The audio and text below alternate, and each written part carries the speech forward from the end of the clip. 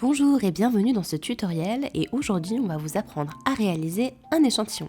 Pour obtenir un échantillon tricoté de 10 cm sur 10 cm, il vous faudra des aiguilles de 4 mm, monter 24 mailles et 30 rangs. Et on va tricoter en jersey. Donc pour ceci on va monter le nombre de mailles préconisées et on rajoutera 4 mailles. 2 mailles pour le début et 2 mailles pour la fin et je vous explique un peu plus tard dans la vidéo pourquoi. Nos 28 mailles sont montées et je vais commencer à tricoter 2 rangs en point mousse. Voilà, nos 2 rangs en point mousse sont tricotés. Une fois que c'est fait, je vais passer au jersey. Donc mon premier rang sera en envers, mais attention, mes 2 premières mailles et mes 2 dernières mailles vont être en point mousse et le reste en jersey. C'est pour créer un cadre qui permettra de mieux mesurer notre carré jersey une fois que ça sera terminé. Nous avons tricoté 30 rangs en jersey et maintenant on va finir avec 2 rangs au point mousse pour terminer notre cadre.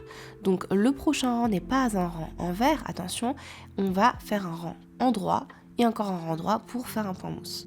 L'intérêt de réaliser ce cadre en point mousse permet de mieux mesurer notre échantillon. Le jersey étant une matière qui roulotte beaucoup, avoir un cadre en point mousse permet de structurer notre échantillon. On pensera bien évidemment à le bloquer quand on aura fini. Donc là j'ai fini mes 2 rangs au point mousse, je vais venir rabattre mes mailles de la façon suivante. Donc je fais glisser ma maille lisière, je tricote une maille et je rabats la première sur la deuxième. Et je fais ça tout le long du rang.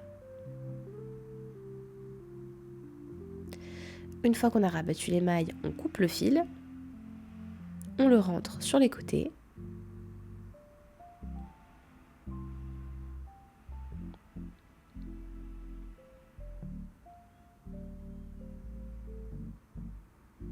Et on coupe le fil qui dépasse. Et voilà, notre échantillon est terminé. Alors là, vous voyez, je n'ai pas bloqué mon échantillon, donc je ne l'ai pas lavé. Il est vraiment tout frais des aiguilles. Et comme je disais, le jersey est une matière qui roulotte énormément. C'est un point qui fait roulotter. Donc l'intérêt d'avoir ce cadre sur les côtés, en bas et en haut, ça permet de mieux tenir votre échantillon pour pouvoir le mesurer. Moi, je vais utiliser ça pour le mesurer. Vous pouvez tout à fait utiliser une règle classique. Et maintenant, on va mesurer notre échantillon. Donc on mesure au niveau de la largeur et de la longueur. Vous pouvez également compter vos mailles de la façon suivante. Donc vous prenez votre maille et ceci donc, équivaut à une maille. Donc le petit V ici équivaut à une maille. Donc vous n'avez plus qu'à aller compter le long de votre échantillon. Et pareil au niveau des colonnes, donc c'est toujours ces petits V là. Donc ça vous permet de relever le nombre de mailles que vous avez sur votre échantillon. Et voilà, maintenant vous savez comment réaliser un échantillon et comment le mesurer. Et on se retrouve bientôt pour un prochain tutoriel.